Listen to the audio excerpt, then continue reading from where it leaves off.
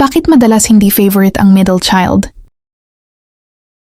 Ang madalas na pagtingin sa mga middle child bilang hindi paborito, na kilala rin sa tawag na middle child syndrome, ay isang sikat na paksa sa psychology at family dynamics.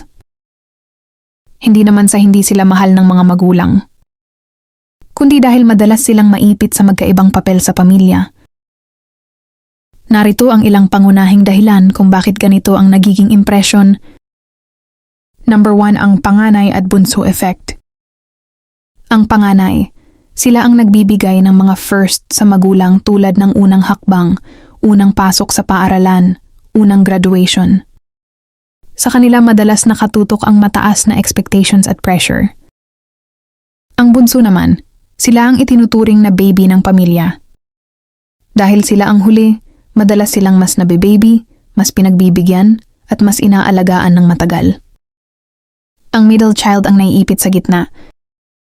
Hindi na sila ang panganay na nakakuha ng unang spotlight at hindi rin sila ang bunso na nangangailangan ng matinding pag-aaruga. Number 2 ay kakulangan sa solong atensyon.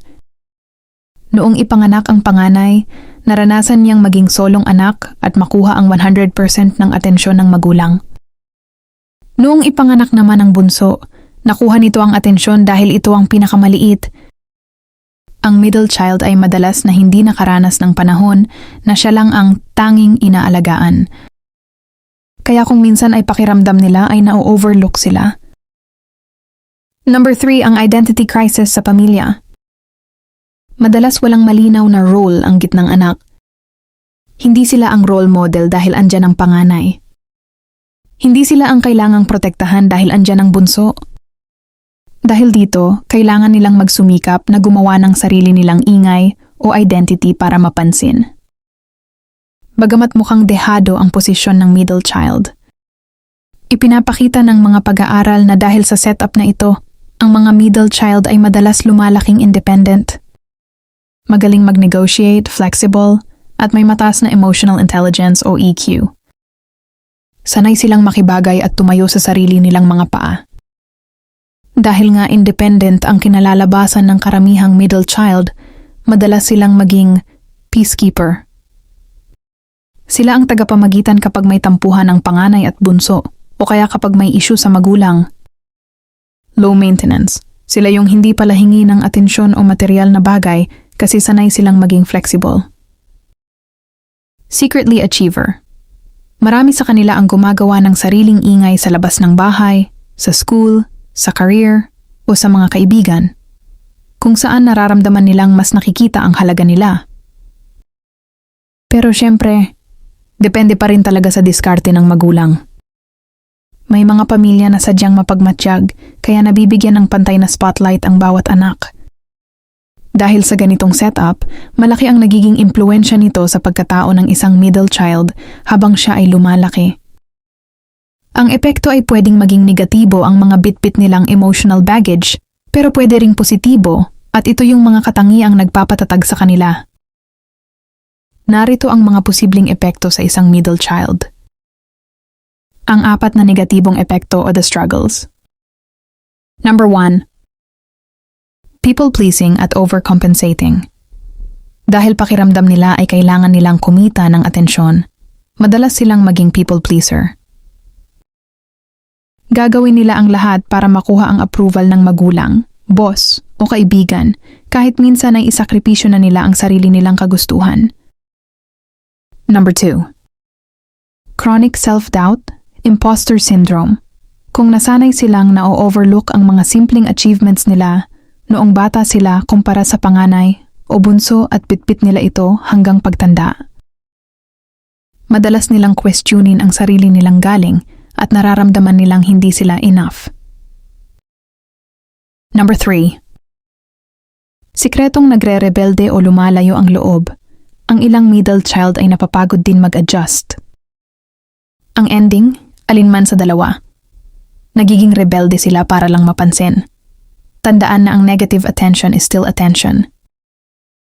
Kaya naman ay tuluyan silang lumalayo ang loob sa pamilya at mas nagiging malapit sa mga kaibigan. Number 4. Hirap mag-express ng nararamdaman. Sanay silang hindi iniistorbo ang iba sa mga problema nila. Kaya kapag mabigat ang dinadala nila, mas pinipili nilang sarilinin ito kaysa humingi ng tulong. Kasi ayaw nilang maging abala sa iba. Ang tatlong positibong epekto, the superpowers. Sa kabila ng mga hirap, ang middle child syndrome ay madalas ding nagbubunga ng napakatatapang at matatagumpay na individual. Number 1. Super independent at resilient. Dahil maagang natutong hindi dumidepende sa 100% na atensyon o tulong ng magulang. Maaga silang natutong tumayo sa sarili nilang mga paa. Sila yung tipo na madaling mabuhay kahit saan mo itapon dahil napakadiskarte nila. Number 2, magaling makibagay o natural negotiators. Sanay silang mamagitan sa panganay at bunso.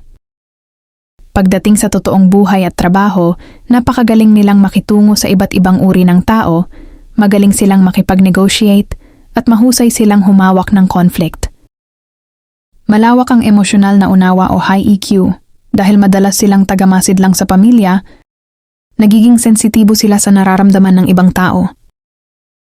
Madalas silang maging mapagbigay, maunawain, at tapat na kaibigan o partner. Kumbaga, ang posisyon nila sa pamilya ang mismong humuhubog sa kanila para maging matatag sa labas ng tahanan. Madalas nga, kung sino pa ang hindi masyadong napansin noong bata, sila pa ang unang nakakatayo ng mag-isa pagtanda. Para maiwasan ang mga magulang na maramdaman ng gitnang anak na na-overlook o hindi sila paborito. Ang susi ay deliberate efforts o ang pagiging sadyang mapagmatsyag. Hindi naman kailangang maging perpekto ang magulang, pero ang maliliit at consistent na aksyon ay malaki ang nababago. Narito ang mga praktikal na pwedeng gawin ng mga magulang. Number 1 ay magkaroon ng one-on-one time o solo date. Kahit 30 minutes o isang oras lang kada linggo, bigyan ng middle child ng panahon na siya lang ang kasama. Dalhin siya sa grocery, magmerienda sa labas, o samahan siya sa hilig niya na hindi kasama ang panganay o bunso. Sa oras na ito, ang atensyon ay 100% nasa kanya. Iparamdam mo sa kanya kung paano maging solong anak kahit pansamantala. Number 2 ay kilalanin ang kanyang sariling identity o no comparisons. Iwasang ikumpara ang middle child sa kanyang mga kapatid. Imbis na sabihin, bakit hindi mo gayahin ang kuya ate mo na masipag mag-aral? O, dapat maunawain ka kasi malaki ka na sa bunso. Tingnan siya bilang individual.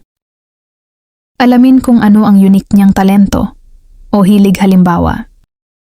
Kung mahilig siya sa sining, luto, or sports.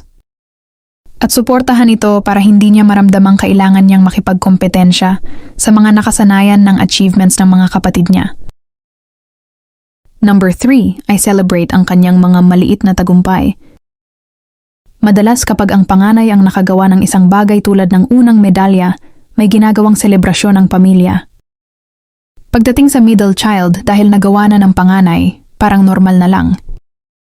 Ipagdiwang ang mga milestone ng middle child ng may parehong enerhiya at excitement. Ipakita na ang bawat tagumpay niya ay mahalaga at nakikita ninyo. Number 4 ay bigyan siya ng boses sa pamilya. Dahil sanay ang middle child na sumunod na lang sa agos o maging peacekeeper, madalas silang hindi nagsasalita. Kapag may pinag-uusapan sa pamilya gaya ng saan kakain, saan magbabakasyon, o anong desisyon sa bahay, direktang tanungin ang opinyon niya. Ikaw anak, anong tingin mo? Ano ang gusto mo? Iparamdam sa kanya na may bigat at halaga ang kanyang boses. Number 5, iwasang palaging siya ang hingian ng pasensya. Madalas dahil low maintenance ang middle child, sila ang unang pinapapikit o pinagpapasensya ng magulang kapag may away. Madalas sinasabi ng magulang ay, hayaan mo na ang bunso, maliit pa, o pagbigyan mo na ang ate, kuya mo.